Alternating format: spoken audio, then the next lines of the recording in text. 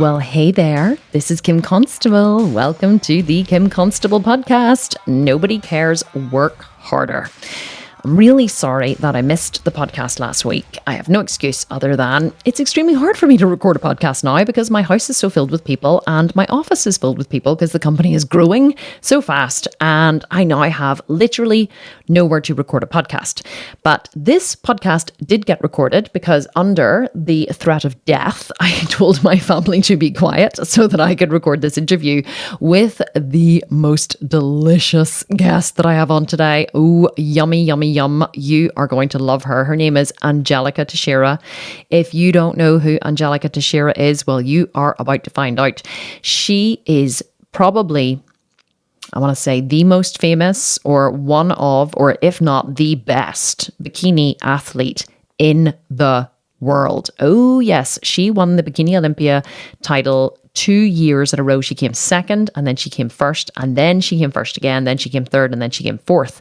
We talk about that. We talk about what it was like to, I was going to say fall from grace. She didn't fall from grace, but you know, where do you go whenever you've won the Bikini Olympia title twice in a row? And you know what that was like for her. She talks about her diet, her training. She talks about, you know, her professional career. She talks about her glutes and what it took for her to build them. And she gives some really good glute building techniques and tips. So if you are into building your glutes, then you're definitely going to want to listen to this episode. And apart from that, she is just an absolutely fabulous human being. And in fact, Angelica, I told her at the very beginning, I kind of fangirled all over her. She got me through some very, very dark times whenever I was prepping for shows on the Stairmaster, you know, exhausted, doing loads of cardio on low calories, just pushing through as best I could. And what I used to do was go onto YouTube and watch and rewatch videos of Angelica posing on stage. And, you know, quite a few of the moves that I would have, or quite a few of the moves, I guess they're called, that I would have used in my bikini routines on stage came or were inspired by watching Angelica. So if you don't know who she is, you're going to find out now. This was such an amazing interview. I just loved chatting to her. And we have all of the links in the show notes as to where you can go and connect with Angelica on Instagram especially, but also links to her website and to her. She's 2 Instagram accounts that you can go and check out. But I'm going to shut up now. I'm going to let you go and listen to the interview and then I will talk to you again at the end. Angelica, you have no idea how excited I am to have you on the podcast because you have been one of my, as I'm sure you have been many of my listeners, idols, bikini idols for many, many, many years. And to actually have you here in person is just such an honor. Thank you so much for being here.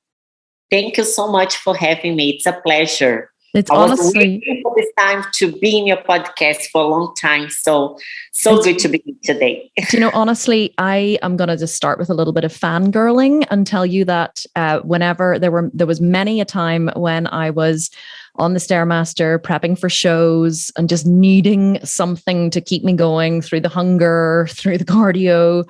And I would just watch your Bikini Olympia videos and I would study your posing and study your routines. And I would just, and it would literally just keep me going through the dark days. So I just wanted to say a little thank you before we begin for that. I don't even know if you know that happens, but it does.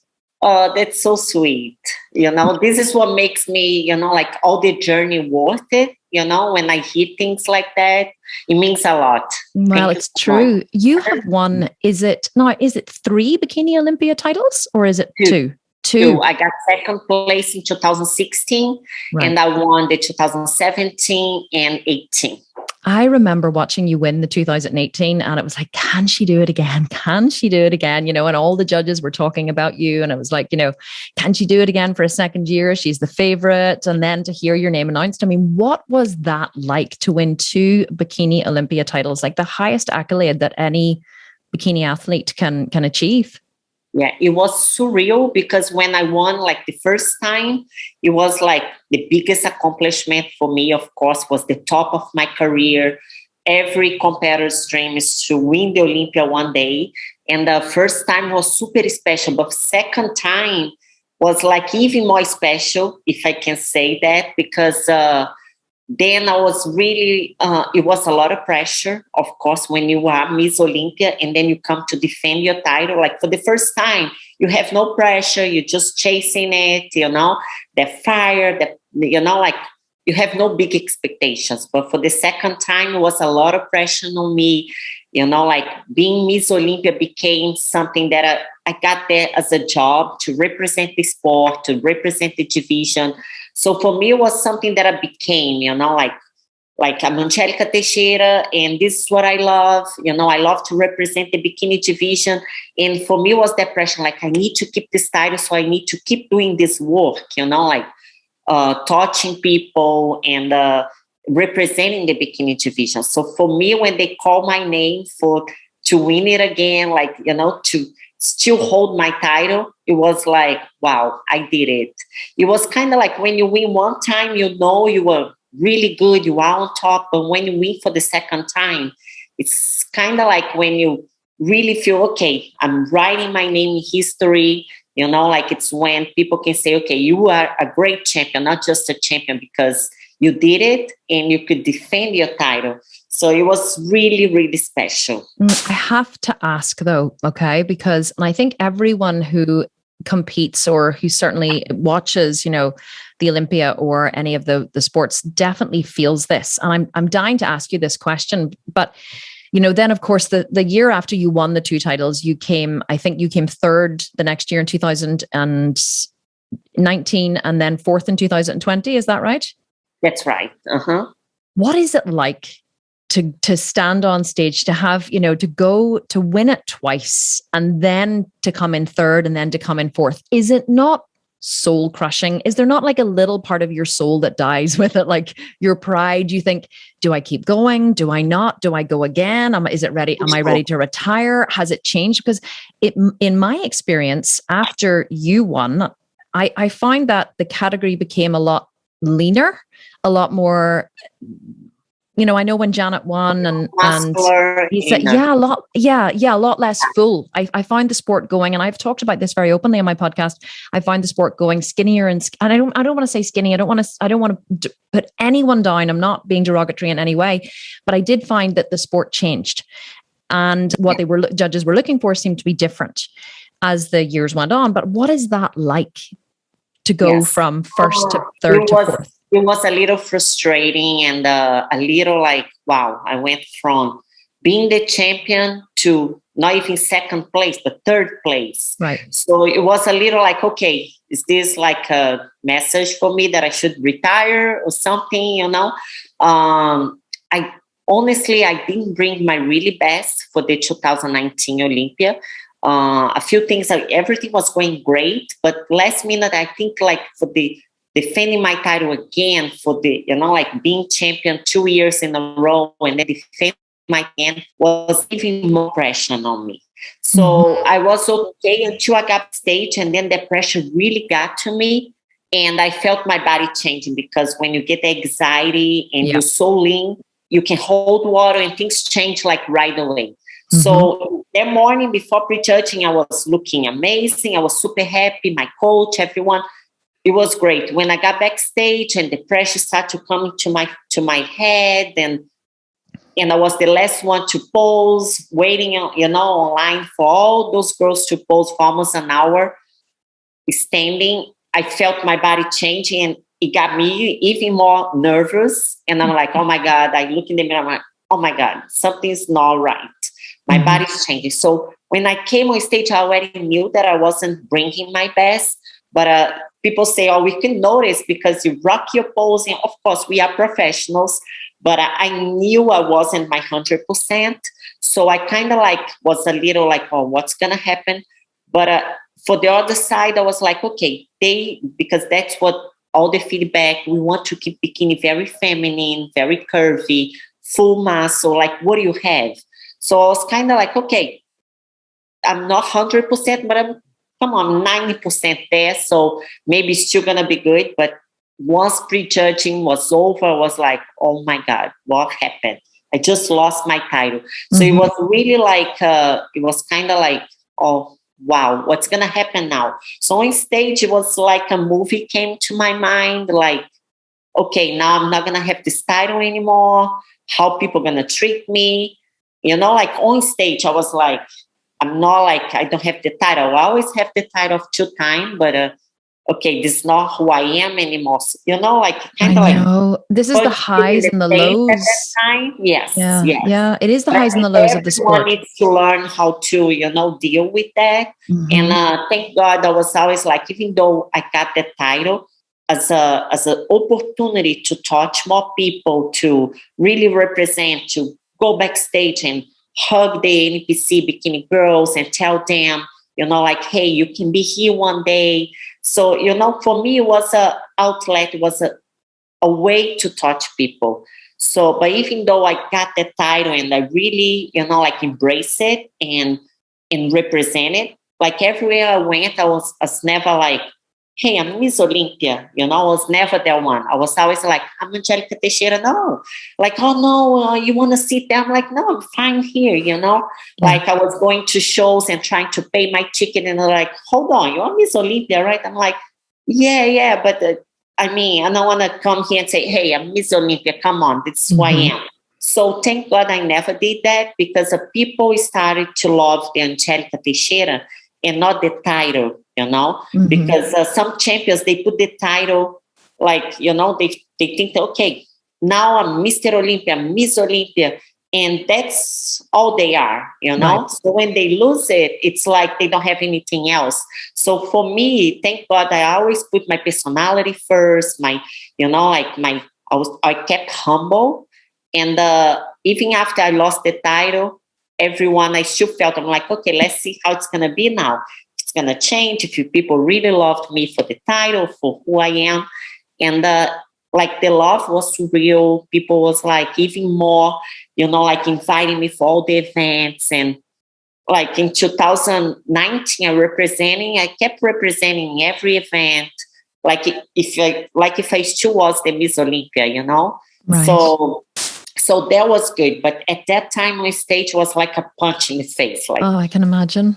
I'm like, whoa, okay. I'm like, they even not, when they brought like, first and second to compare, they didn't brought me. And I was on the side and I was like, oh, I'm not even fighting for it, Yeah. So it was kind of frustrating. I think if I was able to at least fight for it more, I would be more okay. But because I was on the side and not even, like able to fight for it, it was really frustrating. Oh, And I can thought, imagine.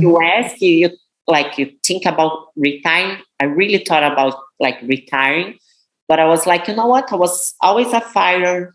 My whole life, nothing was easy for me. My whole life, like I came from Brazil.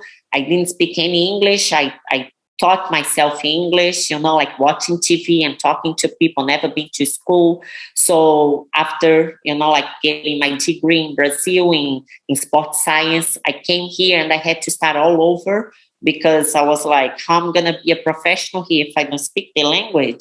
So I had to go work in a supermarket. So my story, my whole life story was always like overcoming.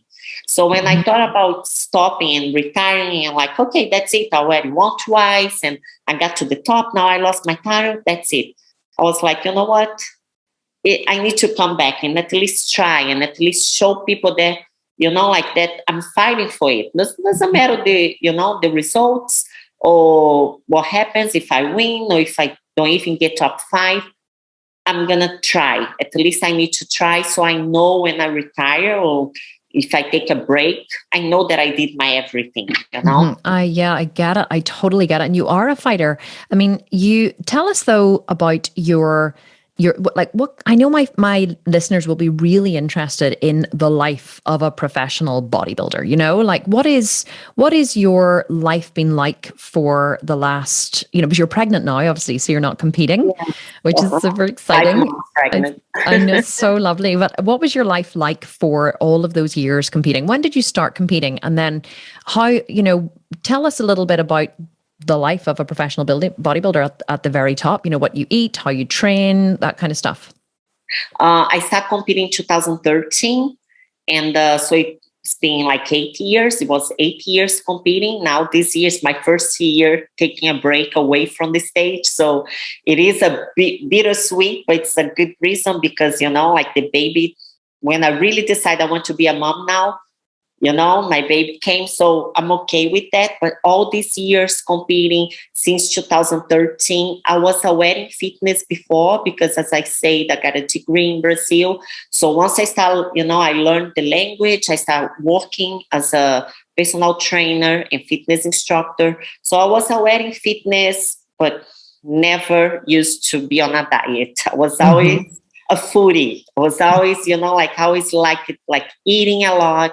So when I decided to compete, it was more to kind of learn the process and help my clients and help me achieve an even better physique. I had a nice physique because training since I was 18 years old in Brazil. I have been bodybuilding for years without even like thinking about competing one day. So when I decided, I was like, okay, so I can get in an even better shape and help my clients. Once I step on stage, I fall in love with the stage. And I was like, oh, okay, now, okay, I placed terrible. Less call out because I did figure before doing bikini. Interesting. I didn't know that. So figure, for those who don't know, is much more muscular than bikini and leaner as well. More muscular. I wasn't ready for figure, but the coach that I hired at that time, he said, "Oh no, you're good for figure because you have big quads." And I'm like, "Okay, I don't know the difference." I'm like, "Whatever you say." So when I went on stage with the figure girls, I was like, you felt tiny. Legs trying to so tiny. I was always bikini. I was always perfect for bikini. So I got judge feedback and they said, maybe you should be doing bikini. And then I started researching and saw Natalia Mello that, is also Brazilian. Yes. She's one of our judges we run competitions many times a year, shred competitions. And she's one of the judges in the shred competition. So everybody knows Natalia. Yes, she's amazing. So she was, like someone that inspired me when I started because I was like, oh, this is what I want to do. Look, this is sexy, feminine. And then I started doing bikini and start doing well.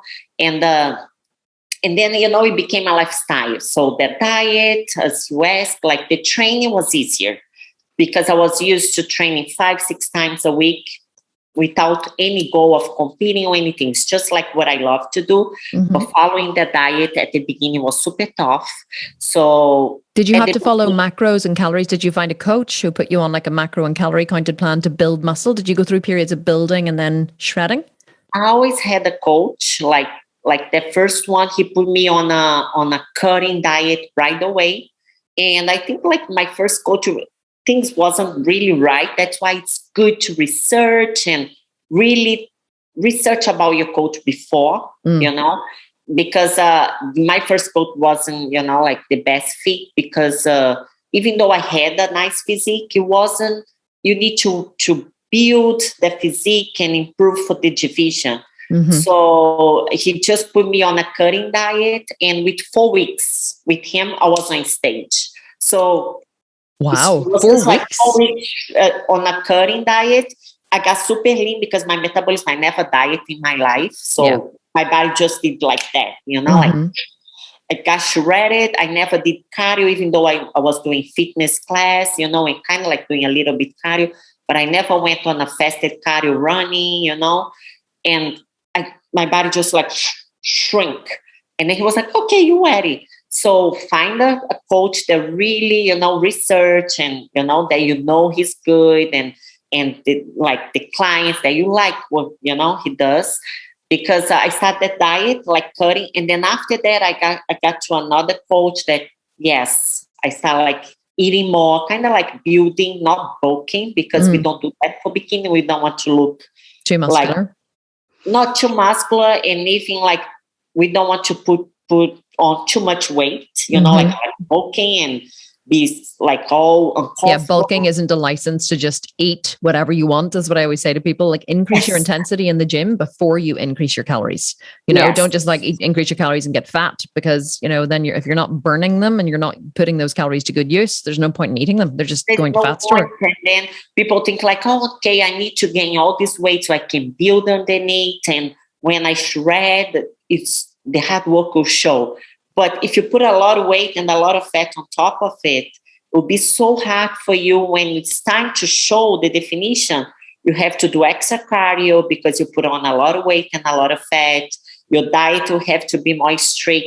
So you end up losing the hard work, the muscle that you put on, you end up burning it because you need to overdo cardio, and the diet will have to be super strict. Right. So I start like doing, eating more, increase my calories with this new coach, and I saw better results. And then when it was time to cut, I saw the bikini, the bikini physique, like, as it should be.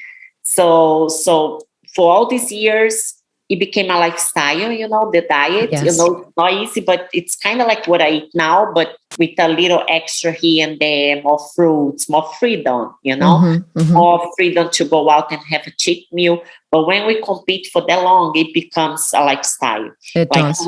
It was always like, I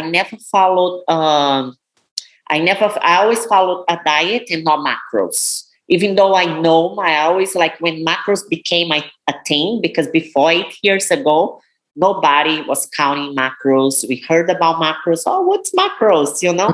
But whatever, let me just follow this diet. And, so when macro became like, oh, you can eat whatever as long as you hit your macros. It was kind of like, whoa, wow, okay. But I never wanted to try. On my off seasons, I would try to mess with it a little bit and kind of like, oh, as long as I eat this much protein, this much carbs, this much fats, I'm okay. So I was counting on a few off seasons just to make sure I wasn't going too over, So you never counted, you don't count calories, but you counted calories and macros when dieting for shows? No? I knew my calories and I knew my macros because I like to research everything and kind of like, but my coach never said, oh, this is the much calories you can eat. So if you need to switch something, it's okay as long as you hit these calories or, those macros. No, it was always a diet that I would follow, like that's what I eat. Okay, that's what I'm going to eat. So, like I knew my macros, but I never prepped it like following, more like an intuitive eating, which I actually think is part of a healthy lifestyle. I think that if more people ate that way or learned to eat that way and kind of saw it in, as a long-term process, they would do far better. This is something that I preach a lot. We've just finished a new competition. I actually release a lot of shred programs. We have the 4-week shred, 12-week shred, 8-week shred, 12-day holiday shred. And people, I'm kind of known as the queen of shredding, but with the reason, it's a very strategic reason I do it, because a lot of people, whenever we have an 18-month signature program. And so a lot of people go, 18 months? Like that's awfully long. And I'm like, yeah, that's what's going to take. And so what we do is we say, well, why not have this, 8-week shred? And they go, 8 weeks is doable. But the thing is, they think at the end of the 8 weeks, like that's it, they're just going to stop. Oh, great, I lost all this weight, I've got this body. And then they just stop and they don't realize that it has to become a lifestyle. What's your advice what would be your advice for someone who was kind of new to training and got in, into training with an 8-week program and then kind of wanted to continue on? Like what advice do you give your clients who want to get into this kind of lifestyle? I know that's a very broad question, but do you know what I mean? What would be your best advice? Like my advice would be like find a diet that works for you, because it's really hard to eat what you don't like for a long time. That's true. There's so many options, that things that you can enjoy eating and still can fit the diet. So I was always open with my coach, all the coaches that I had, like, hey, I really don't like brown rice. Is that okay if I have white rice? And they're like, oh, okay, yeah, you can have white rice. So, like even if I'm not competing, that's the food that I learned how to love. Like if they gave me green beans and I really don't like green beans, can I switch for broccoli? Things that you like. So don't be the one like, oh, if I want to be shredded and look good all year round, I need to eat the things that I don't like, because there's always something that you like. So try, like today, my breakfast is, eggs and oats. I like it, But if you are the one that like protein muffins, you can fit that in your diet, as long as you follow that, like as you say, like those calories and those macros. And for me, I always like it to build the diet so I know exactly what to eat, because some people, they don't like to eat every day the same food. So make sure you find a coach that can help you with that, give you different options. Mm-hmm. But like me, I was always like, oh, this is what I like to eat. I don't care. I eat this every day, So for me, it was like, oh, like my diet used to be like olive oil, and I don't really care about olive oil. Mm-hmm. So I would switch for peanut butter, and that would make me happy. Right. And, peanut butter makes everybody happy, I think. Yeah, of course. When we diet, peanut butter is the best. Yeah. So I would follow the diet happy because, okay, I have my peanut butter. I have a little fruit here and there. I have oats. I have my white rice. I have some lean ground beef. Mm-hmm. What else so I was following the diet, and even though I was off season, I was still happy eating what I love, because I felt that if I don't eat that food, that I didn't feel that I was feeding my body. Yes. I didn't feel exercise. When you go off track for a few days and you feel kind of like low in energy because the food is not really feeding you. Yes. Yes. So it's food that like empty calories that you don't really feel. It crashes your mind and you don't feel good. So I always like it to eat to feed my body. But of course, I don't want to eat things that I had to, Yeah, hold your nose. I need to eat it because it's good for me. It's always something that is good for you that you can enjoy better. So that's my advice. It's such good advice, because, and you've actually made me think, because whenever I started training for shows, I was like, before that, I was a yoga teacher, and I'd studied nutrition for many, many years, owned a yoga detox company. So nutrition and food was highly important to me. And I was vegetarian, and then I turned vegan. And I remember just thinking, no, I'm not going to exist on a diet of, well, first of all, I had an issue because I didn't eat meat. So most bodybuilders I know eat chicken, white fish, broccoli, and rice, literally 3 times a day. And I was like, I am not going to do that. And so I began to experiment with different ways. I was like, okay, these are my macros and these are my calories. So basically I can eat anything, any food that's available to me, as long as it's within my macros and calories. So I started experimenting with, meal plans, and we have a private chef who works for us at home. So I'm really fortunate. And he does my every day. I know it's still because I work full time, so I can't cook anymore. But every day you should see the foods. I get him to stay when I'm dieting at the minute because I have a photo shoot coming up. And so I've given him like 1,400 calories to work with during the day. It gives me more to work with on the weekend. I can have extra if I need to in the evening. And he creates the most spectacular food, which is all within my macros, which is beautiful. The taste is amazing. And so people say to me, oh, how do you do this all year round? I'm like, if you saw the food I eat on a daily basis, you wouldn't even ask that question because it's delicious. You can all eat like that. Yeah, you can all eat like that. Like for me, with my oats and egg whites, and I'll make a pancake. And then if I have a banana, I'll put like a half banana and blend it all together with stevia, and then cook it. And then the other half, I'll do a topping. It's like a dessert. It's like a dessert. So when people follow me on Instagram and see my recipes and try, they're like, oh, it becomes so much easier, to eat healthy like that. Because I thought like, okay, egg whites, I need to eat the egg whites, and oats, I need to eat the oats. You can blend it all together, add some cinnamon, add your spices, add some stevia, any sweetener that you prefer, and make it good, So all my meals, I was always like making something different, like some air fryer sweet potato, like cakes with my chicken and sweet potato. So I add like some garlic powder. And, you fry it in the air fry, it's like a cake and it's crunchy, So it was easy for me to diet. But, okay, it is more work. So if we have the opportunity to have a chef, it would be nice, you know. But if not, take some time to cook. I know like everyone is busy working and taking care of kids and house. And sometimes it's challenging. But if it's important, you'll find a way.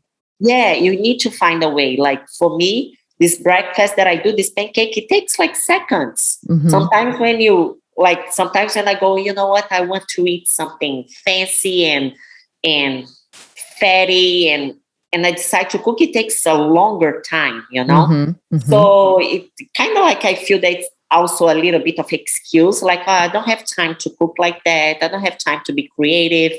But if you're cooking like a lasagna, or, like something like Yeah, it fatty takes at home, hours. it takes hours, unless Mm-hmm. you're eating outside and eating fast food all the time, then it's fast. Yeah. But It's just true. think, like, you need to make some time, even like to be an example for your kids. That's Mm-hmm. what I think, to be an example for everyone around you. Like, show them, like, hey, we can eat like foods that really are good for your body. So I Yeah. think it's important for you, even though if you work a lot, get some time to take care of you and the food that you put in your house. Yeah, it's great advice. Yeah, be careful what you have in the house. And, I'm just watching the time because I know that you're short in time today because we were late starting. But I know that my listeners will kill me if I don't ask about your glutes because everyone is obsessed with the booty these days. It's like, yes. it's the thing that everyone wants to build. And you're known for having an exceptional booty. Is that just because you're Brazilian,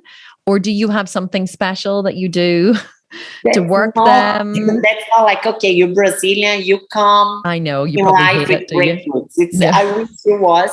But the thing is, I think being in Brazilian helped because since very young, you watch like all those amazing women on TV with small bikinis. That's how we are in Brazil. Many beaches, every woman's in the beach. So I was always watching TV, those women looking amazing with nice body, amazing curves. So since very young, like, I start training, trying to go to the gym at 14 years old. And I was doing dancing before for years. And I always like look into those, wow, I want to look hot like that, when I grow up.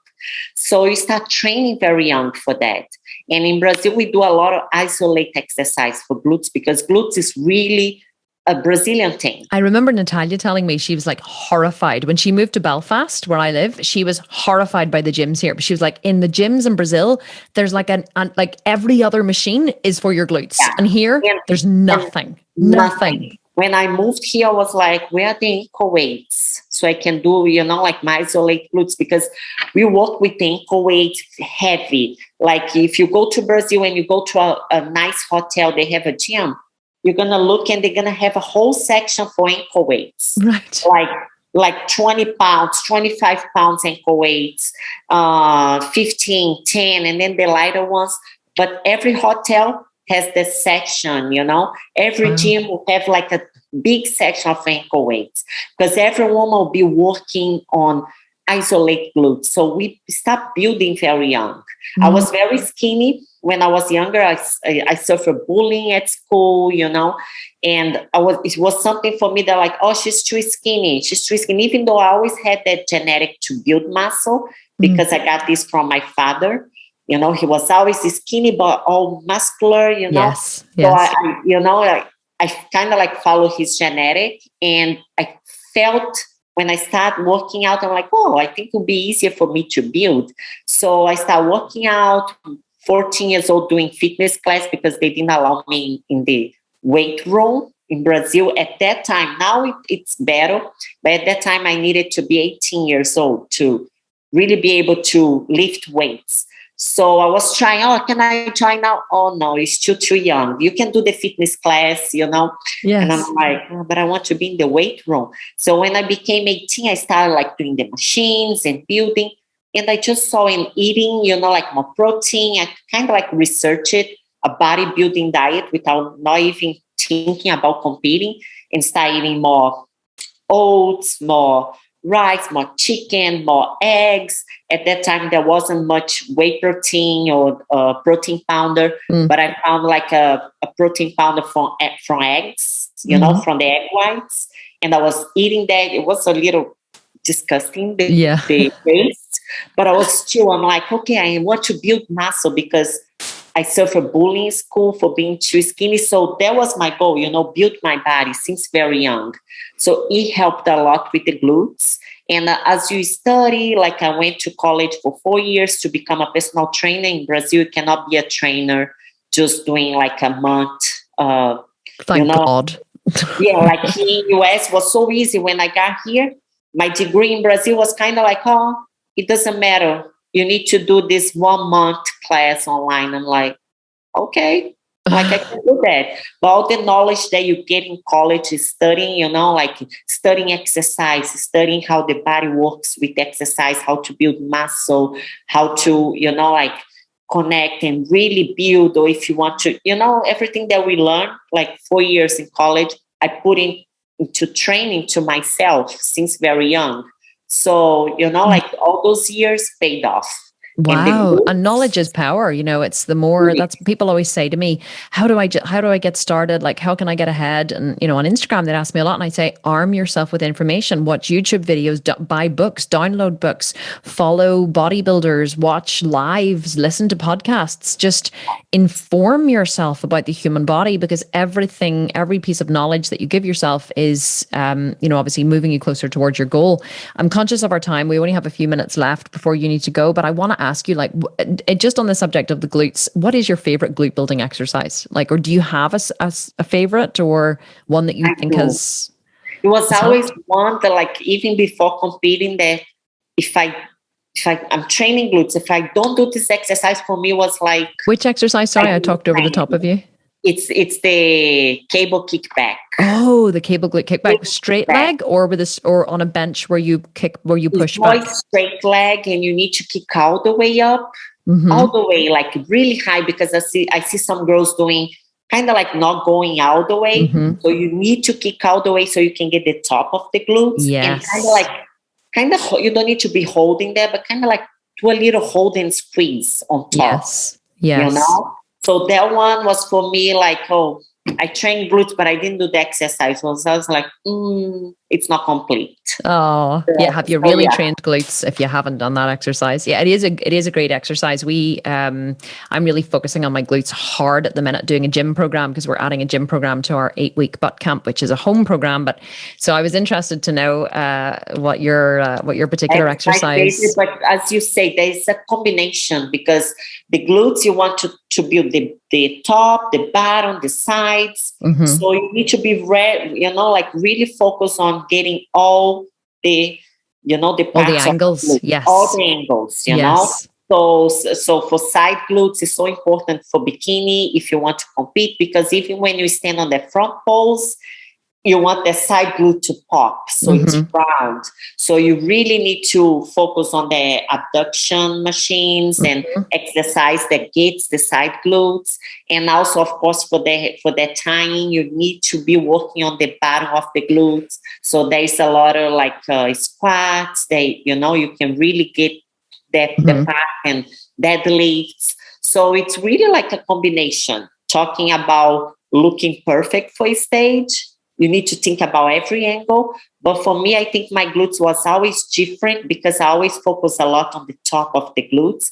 So it gives the roundness, and it's fuller. So the one that really helped me with the top of the glutes was the glute kickback. That's interesting to know. Okay, I'm going to add those into my daily glute training, and I'm going to take pictures and let you know.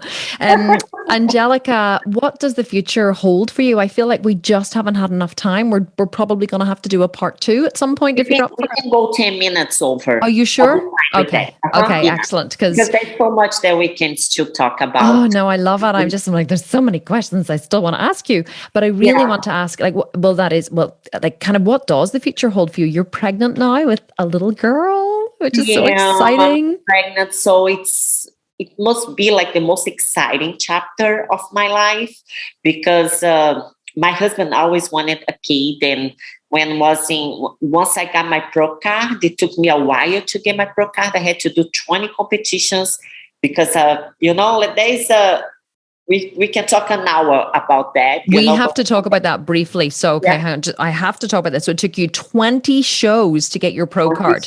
Now, if there was ever a lesson in don't give up, that is it. Yes, there was, because not that I wasn't doing well to deserve the pro card, but because I was competing in US and I had a green card, but I wasn't an American citizen. So I could never do nationals. So even though I was going to every local show and doing well, first place overall, I couldn't join, the national show to get the award, to get the pro card. So I had to apply to Brazil. I had to go compete in Brazil. Brazil kind of like it was a little with politics, in the sport. I don't know. They denied my pro card because they said, "Oh no, you compete in US. You need to come and do all over here and start all over in Brazil." Even though after I won 6 overall titles in big shows. So at first they said, "Oh, okay, we'll give you your pro card, the Brazilian Federation. If you win, if you prove us that you're good enough, so you can, even though you compete in US, you can represent Brazil." So I started that journey, like, what do I need to do? You need to win overalls in big shows. And I'm like, okay, so I start competing, first place, no overall. First place, no overall. First place overall, yes, First place, no overall. Or second place, they step back and you're like, oh my God, I'm going to get like 6 overalls. Oh, so just to explain for people listening, overalls is like overall is champion of the show. So they choose one female and one male from all of the categories to win the overall. And that's what they wanted. They wanted you to come first in your category and then the overall as well. That was the requirement.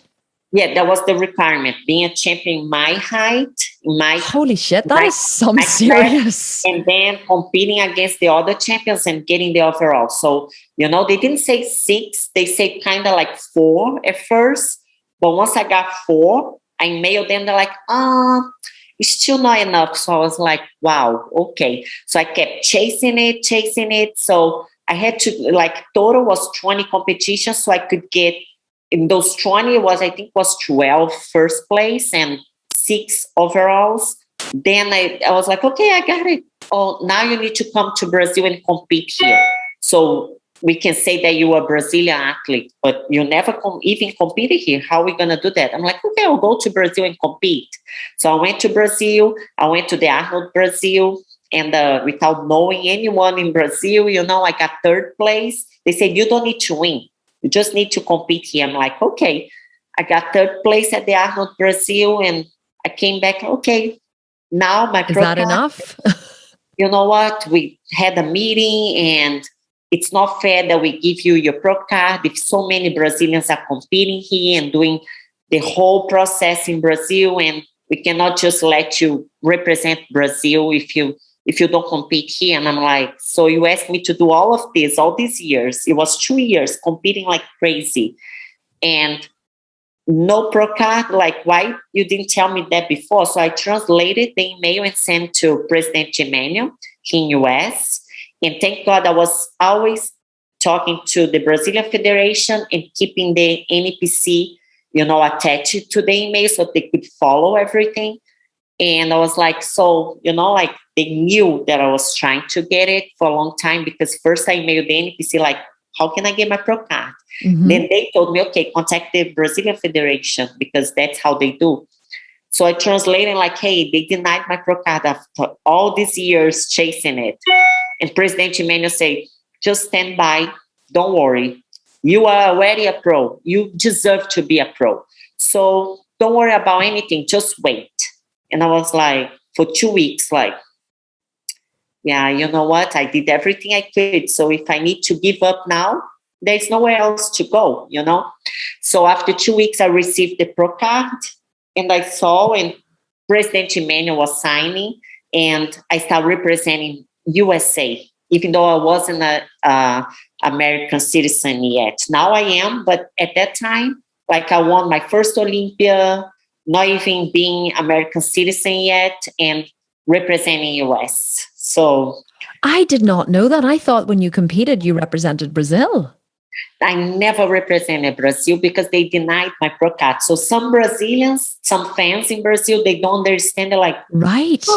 They think that you've defected or something. They think it's... When they call me, like, on the Olympic stage, like, Angelica from USA, they like, sometimes they message me like, hey, I'm a little upset. Why they say USA and not Brazil when you're coming? So I had to do videos, explain. So after a little while, it had they broke it, like President Emmanuel was already very frustrated with how the IFBB was treating the athletes everywhere. And that's why they split it, and that became IFBB Elite. because there was a lot of things involved, a lot of politics, a lot of, it was almost impossible to get the pro card for the athletes. So President Emmanuel did the IFBB Pro League separate from the IFBB Elite. Wow. That's when, like in Brazil, in Europe, in England, people started to have more opportunity. And now the sport is growing in Brazil like never before. And not only in Brazil, but in Europe, in South America, everywhere, Angelica, now they're giving out pro cards in cereal boxes in the morning. It's like you just have to stand on stage and you get your pro card, maybe not with IFBB, but you're right. The sport has exploded. I mean, and a lot of people don't realize that bikini is actually relatively new. It's not a category. I think, was it 2009 or 2010 or something? 2010. It was, it is relatively new, but as you say now, everybody wants to stand on stage. It's kind of the ultimate, the pinnacle, if you like, of what you can do. And is that you now? Have you hung up your bikini? Are you in retirement now? I don't know yet. So you asked me for my plans, right? Now I'm doing so many things linked to this, so I can keep my passion for the sport there. I'm a coach, so I have my team. People can follow the Instagram. Team Angelica T as Teixeira. So Team Angelica T on Instagram. We're going to link to everything in the show notes as well. Great. So I'm doing this job as a coach. I don't get like too many clients because I like to do everything myself so I can live the passion with my clients. And I'm a posing coach. And I have my fitness clothing, There is something that me and my sister, we do every step of the way together. We design the clothes.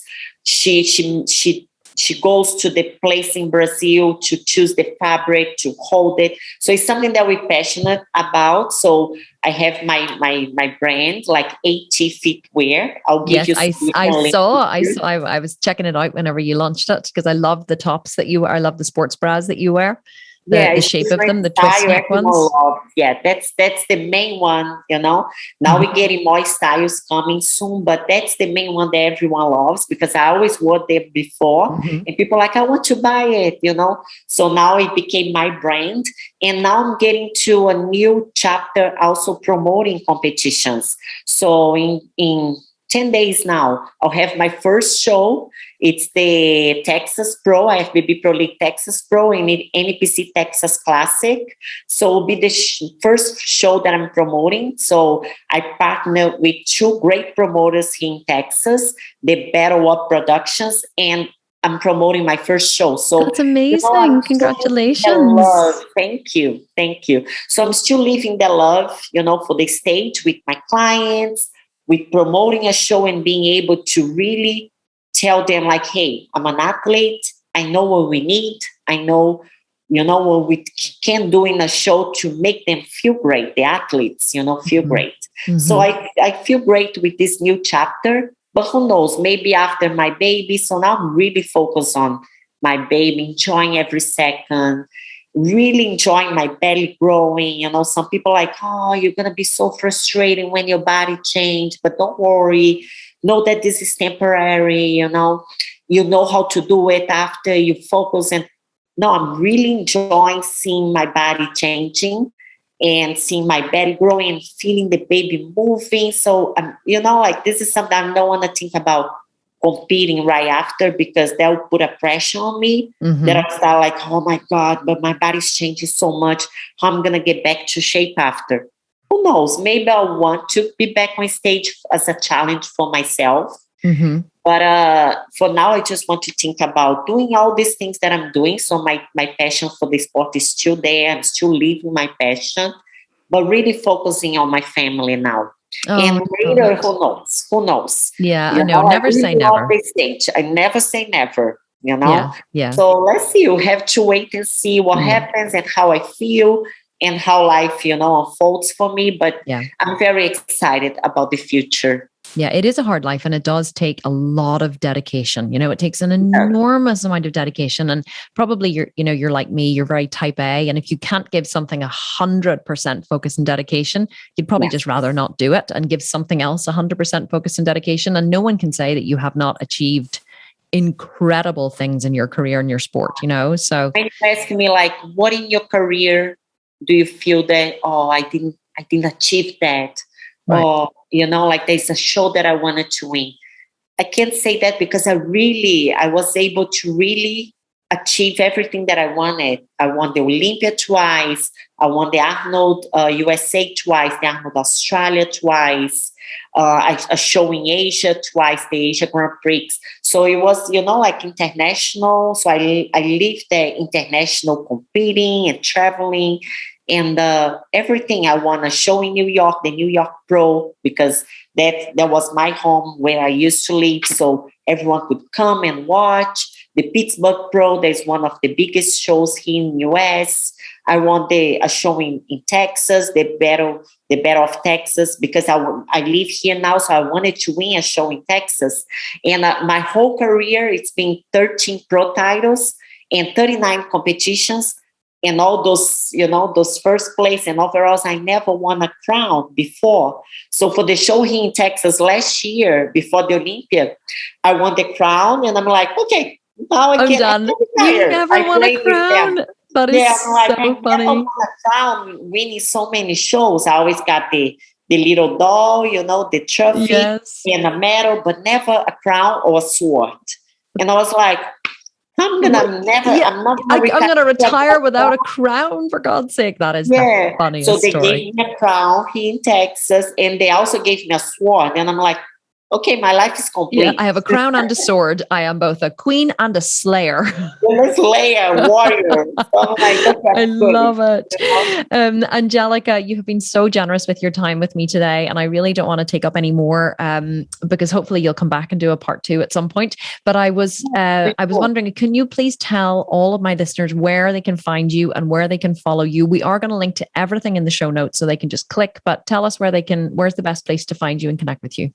Okay, I'm always on Instagram. It's where you can find me and follow me more. So my main page is Angelica HT. Mm-hmm. So you link that. So please follow me so you can follow my routine, and everything that I do now that I'm pregnant. I'm still working out every day. I'm still eating healthy, but with more freedom. So follow me there. And for my coaching, Angelica, Team Angelica T, and for the fitness clothes is AT Fitwear. And I'm also on YouTube, but I have been a little, MIA on YouTube. I'm not posting much, but I plan on going back. It's Angelica Teixiera, it's my page. And that's all. Facebook, I have a Facebook page, but I'm not really much on Facebook anymore. It's more Instagram. Yes, I'm the same. You can only really dominate one platform, can't you? People always say to me, why are you not on what is it, TikTok or whatever? I'm like, I don't hardly have time for my life. Never mind learning TikTok. Yeah, I downloaded TikTok, but I was like, you know what? Life is too much. Like so much in life. I'm like, I cannot be in 10 platforms and, let me focus on one. And now we have reels that we can kind of like TikTok on Instagram, everything on Instagram. So, yeah.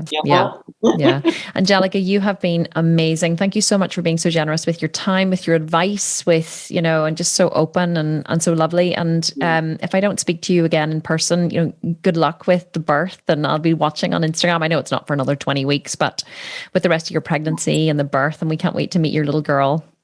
Thank you so much. And thank you for having me. And thank you everyone that is listening to the podcast for all this time. And I think you're going to have hundreds of thousands of new followers if you don't already, because everybody's... Please follow me. I love it. And now it's like, if anything, DM me. I always get back to everyone in my Instagram when they send me a DM and they send like a message on my pictures. I always respond to everyone. So, hey, let's keep in contact, everyone. Yes, do. I always do that as well. It's such a good tip. So, Angelica, thank you so much. And I will catch up with you soon. Thank you so much for having me. Okay. Bye, my love. Bye. Bye. I could have talked to her for hours. Did you not? Like, we said after the interview finished, I was like, that could have gone on for like an hour and a half. She was like, yeah, you and I could have just talked for hours and hours and hours. And I was like, seriously, there was so much more we could have said, but we just had to fit it into, under 60 minutes, which is always difficult whenever you're a lifelong fan of someone like I am of Angelica. Like, I literally wanted to know everything about her, but I hope that you enjoyed her as much as I did. I would love to do a part 2 at some point in the future where, we really break down diet or training or glute building, or maybe just a Q&A. If you guys have Q&As for her, if you have questions you'd love to ask her, because it's not very often you get to ask the world's top bikini athlete questions and have her answer them. So maybe we'll do a Q&A. If that's something that would interest you, definitely let me know in the reviews. Leave me a review and let me know if it's something that you would like, if you would like a Q&A. And of course, if you haven't left a review, make sure you do for this month, because you could be in with a chance of winning one of our Sculpted Vegan programs. All you have to do is leave a review, send me a screenshot of the review on Instagram to thesculptedvegan, and at random we choose, we don't choose at random, actually we read them all, and then we choose the best written one or the funniest one or the one that caught our attention the most every single month, and then we announce the winner. And I don't have the winner today, unfortunately, but I will tell you the name of the winner for July whenever I ask for it, because I forgot to ask for it today. So that's why I'm not telling you. But I do know that we have announced someone for July, or we have chosen someone for July. We need to announce it on Instagram and on the podcast. And I will tell you who that is next week. But you could be August's winner if you just leave a review and then send me a screenshot. Okay, so I will chat to you next week on another episode of the Kim Constable podcast. Thank you so much for listening in. I do appreciate you, and I missed you all last week, and I'll try not to miss another week, I promise, because I do love showing up and chatting to you every single week on this podcast as much as you seem to enjoy listening. Okay, I love you. Thank you so much for listening. I will catch you again next week. Have a wonderful rest of the week wherever you are, and bye for now.